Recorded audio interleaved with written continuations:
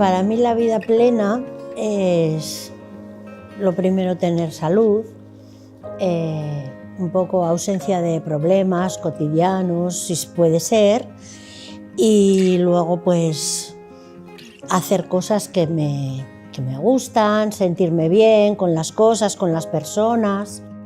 Niretzako norberaren buruarekin lasai egon, gaizki egindak edo okerrak barkatuta eta ondo eginak txolotuta. Daukaguna onartzen badugu eta gehan bezalakoa zekin, persona mundu desberdin badakea.